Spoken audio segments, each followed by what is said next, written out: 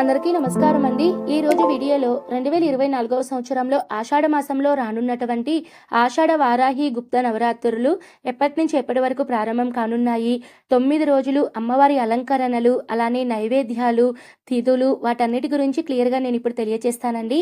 అలానే చాలామందికి కలశం అఖండ దీపం ఆనవాయితీ అనేది ఉంటుందండి, మరి కొంతమందికి కలశం ఆనవాయితీ లేదండి.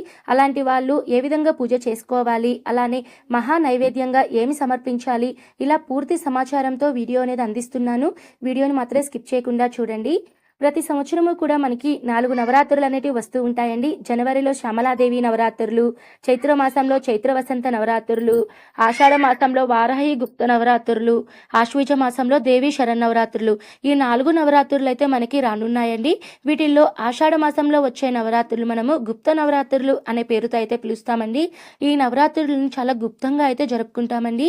దేవి శరన్నవరాత్రుల్లో మనము పూజ చేస్తే ఎంతటి ఫలితం వస్తుందో, ఈ ఆషాఢ గుప్త నవరాత్రుల్లో పూజ చేసినా కూడా మనకి అంతే ఫలితం అనేది వస్తుందండి. ఈ ఆషాఢ గుప్త నవరాత్రుల్లో ప్రత్యేకంగా మనము వారాహి అమ్మవారిని అయితే మనం ఆరాధిస్తామండి. ఈ వారాహి అమ్మవారు ఎవరండి అంటే, వరాహస్వామి యొక్క స్త్రీ రూపమే వారాహీదేవి. ఈ అమ్మవారిని లలితాదేవి యొక్క ముఖ్య సైన్యాధ్యక్షురాలుగా అయితే చెప్తూ ఉంటారండి. ఈ వారాహీదేవి అమ్మవారు ఎప్పుడూ కూడా లలిత అమ్మవారికి ఎడమ వైపునైతే ఉంటారండి.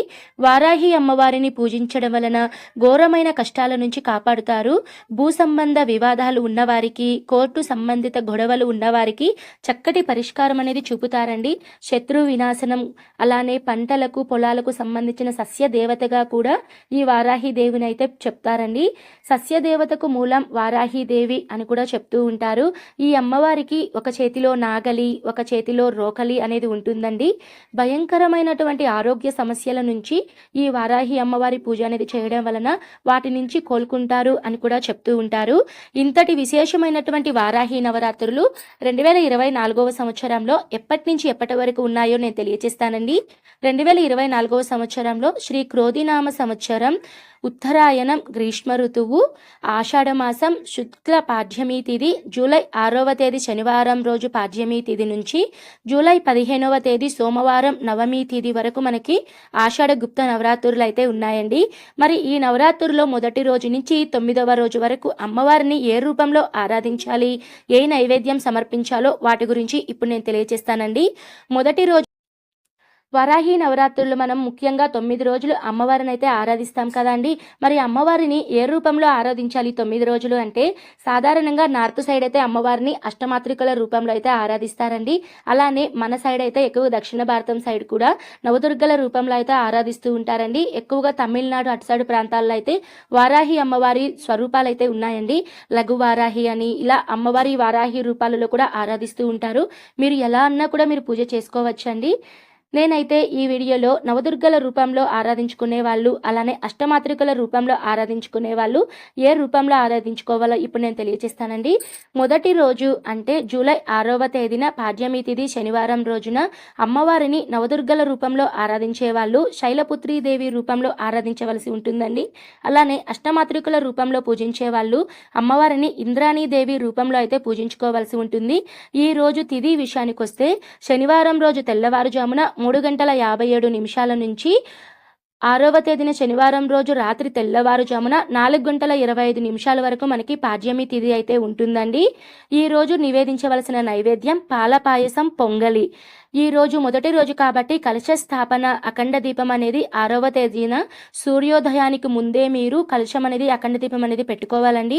మీకు ఆనవాయితీ లేని వాళ్ళు మీరు ఈ ప్రాసెస్ని స్కిప్ చేసి మీరు ఉదయాన్నే సూర్యోదయం లోపలే మీరు పూజలు అనేటివి ప్రారంభించాలి. వారాహి దేవికి ఎక్కువగా రాత్రి సమయంలో పూజలు అనేటివి జరుపుతారండి. అంటే రాత్రి 7 గంటల పై నుంచి రాత్రి 10 గంటల వరకు మీరు ఎప్పుడైనా సరే ఈ అమ్మవారికి పూజలు అనేటివి చేసుకోవచ్చు. ఒకవేళ రాత్రి కుదరలేని వాళ్ళు ఉదయాన్నే సూర్యోదయం మునిపే మీరు పూజలు అనేటివి చేసుకోవాలండి. తర్వాత రెండవ రోజు అమ్మవారు మనకి నవదుర్గల రూపంలో పూజించుకునే వాళ్ళు బ్రహ్మచారిణి దేవి రూపంలో ఆరాధించుకోవాల్సి ఉంటుంది. అలానే అష్టమాతృకుల రూపంలో పూజించుకునే వాళ్ళు బ్రహ్మీదేవి రూపంలో పూజించుకోవాల్సి ఉంటుంది. 7వ తేదీన ఆదివారం రోజు విధియా తిథి వచ్చేసి మనకి 6వ తేదీన శనివారం రోజు రాత్రి తెల్లవారుజామున 3:49 నుంచి 7వ తేదీన ఆదివారం రాత్రి తెల్లవారుజామున 4:17 వరకు మనకి విధియా తిథి అయితే ఉందండి. ఈ రోజు నివేదించవలసినటువంటి నైవేద్యం కట్టె పొంగలి, పులిహోర. తర్వాత 3వ రోజు అంటే సోమవారం రోజు 8వ తేదీ తదియా తిథి అండి.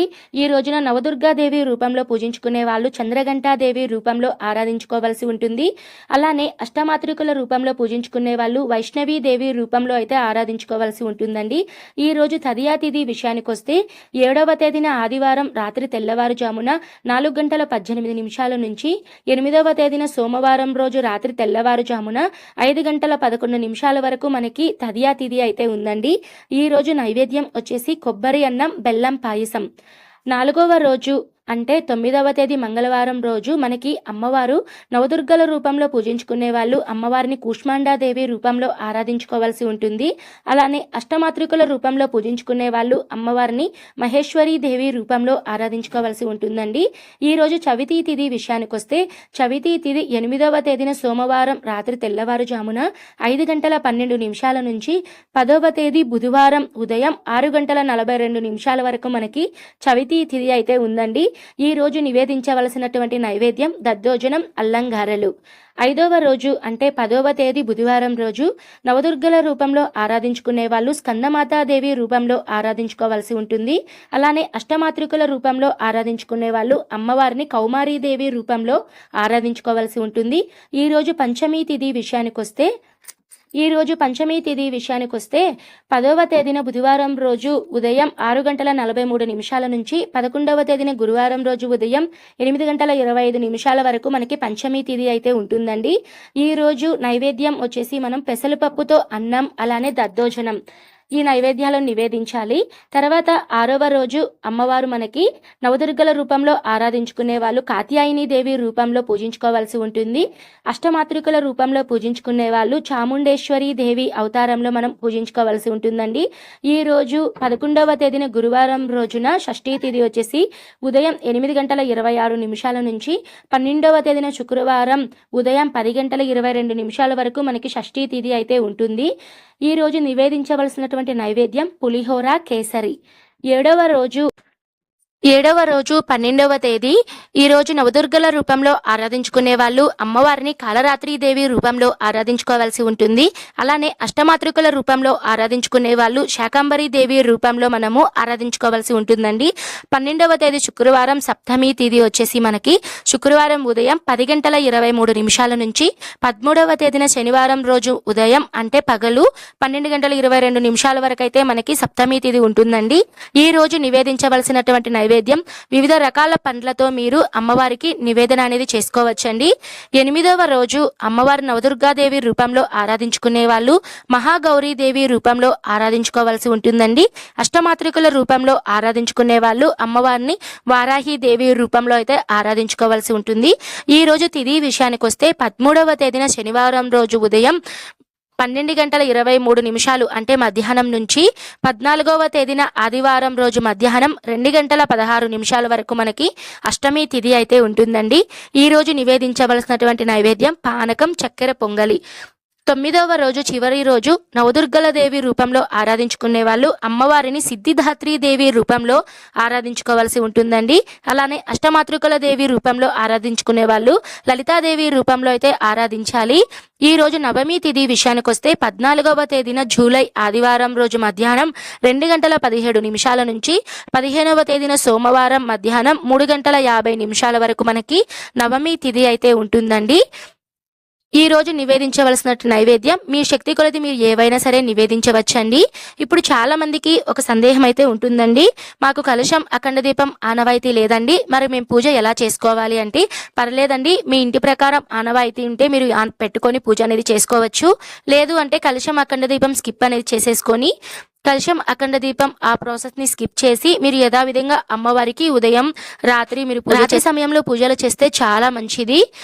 ఈ 9 రోజులు ఈ నైవేద్యాలను మేము సమర్పించలేము. మహా నైవేద్యంగా మేము ఏ నైవేద్యం సమర్పించాలి అంటే అమ్మవారికి బెల్లంతో చేసిన పొంగలి లేదా బెల్లంతో చేసిన పానకంని కూడా మీరు ఈ 9 రోజులు కూడా మీరు అమ్మవారికి నివేదించవచ్చండి.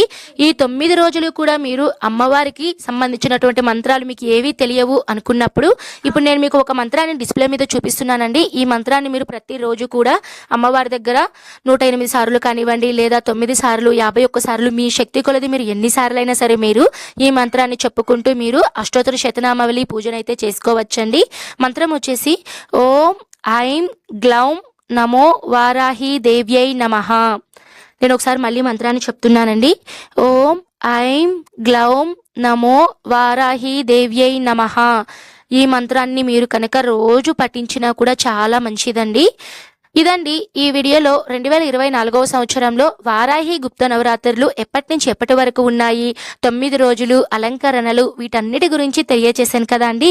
వారాహి గుప్త నవరాత్రులు చాలా తేలికైన పద్ధతిలో పూజ ఎలా చేసుకోవాలి, అలానే కందగడ్డతో పూజ ఎలా చేసుకోవాలి, వారాహి నవరాత్రులు పూజ సందేహాలు, ఇలా ప్రతి ఒక్క దానికి సమాధానాలు వీడియోల రూపంలో నేను రానున్నటువంటి వీడియోస్లో అప్లోడ్ చేస్తున్నానండి. మీకు ఎవరికైనా సరే ఉపయోగపడితే తప్పకుండా మన ఛానల్ని సబ్స్క్రైబ్ చేసుకోండి. ఓకే అండి, మరో మంచి వీడియోతో మీ ముందుంటాను.